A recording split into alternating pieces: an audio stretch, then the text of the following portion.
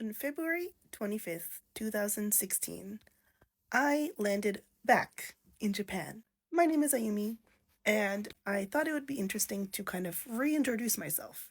For one thing, it was about time anyway. On all the socials where I post these videos, I get new people coming around every day. So, yes, hi. We're gonna start with the story of before I moved back to Japan. And then the next video will be what my last 10 years have been. If there are any frequently asked questions, then I will be happy to answer them. I might do solo videos depending on the kind of question and all that stuff, or just do a bunch of questions at once. We'll see what happens. And as I've recently mentioned, I'm getting over a cold, so even though I feel 100% fantastic, my voice is still really weird. But tea and cough drops have been helping, so let's get started. So let's travel all the way back to 1989, which is when my parents met. So my mother was born and raised in Osaka, and my father was American. If you're wondering where in the US he's from, that's a whole other video to answer that question. But what you need to know is that he traveled a lot and then went to university, got his master's, and ended up getting a job in Japan, working for an electric company that hired their very first foreigner. They met, despite the language barrier, they fell in love, and they got married 6 months later. And by the time that my parents actually had their wedding the next year, they were already expecting me. So I was born in October 31st. My brother was born 2 years later, and then 2 years after that, we moved out of Japan and to New York City. So I lived on Rosewood Island, and then I lived in Queens. And I lived in Queens until I moved back to Japan. I don't have many memories of Japan because I was only 4. The only two things I know for sure is I remember watching Super Pig, which is bonkers because it started airing about a month before we left. And the other thing I definitely remember is our home in Yokohama, which was the last place that we lived before we moved to New York. We were not near any family in New York City, so we still traveled to see other family. So my father's family was in Texas, my mother's family in Osaka. The last time I went as a family to Japan was in 2000, and the last time I went to see my family at all was when I was 14 years old.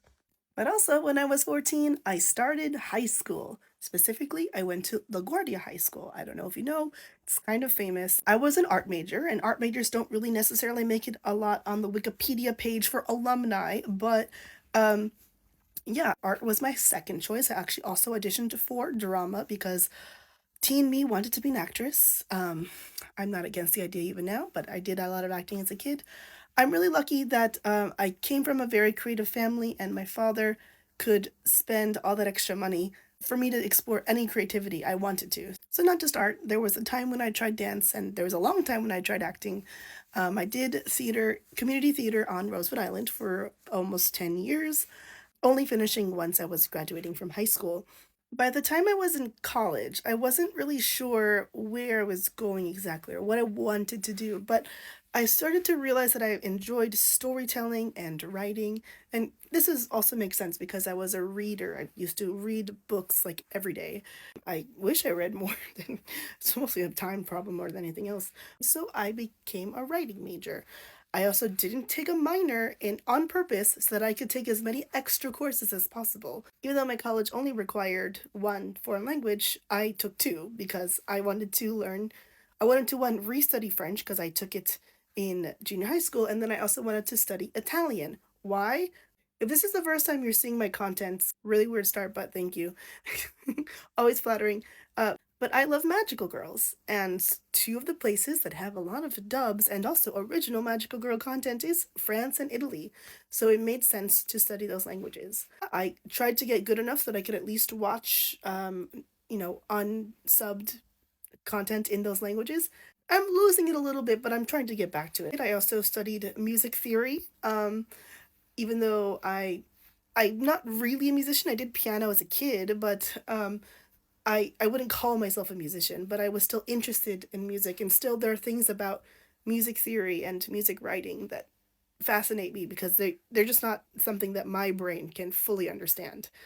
And so it was during college, as college was winding down, I was also, working full time and going to school full time, which in hindsight, I can't believe I had that much energy in my 20s. Took a few extra years than normal, but it's okay.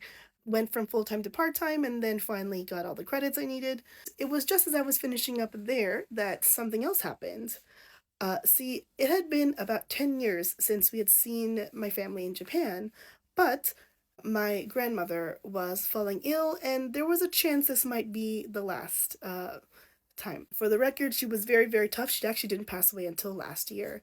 But this was 2015, and we were really not sure what was going to happen. So my mother, my brother, and I went to Japan. I took out a loan to fly over there, and we spent a week in Osaka. And it was so interesting because I had had it in the back of my mind that I wanted to go back someday, or even considered the idea of moving. I'd studied Japanese at this point in high school, so my language level was okay, right? But not necessarily the equivalent of what my literacy would be at that age if I had stayed in Japan.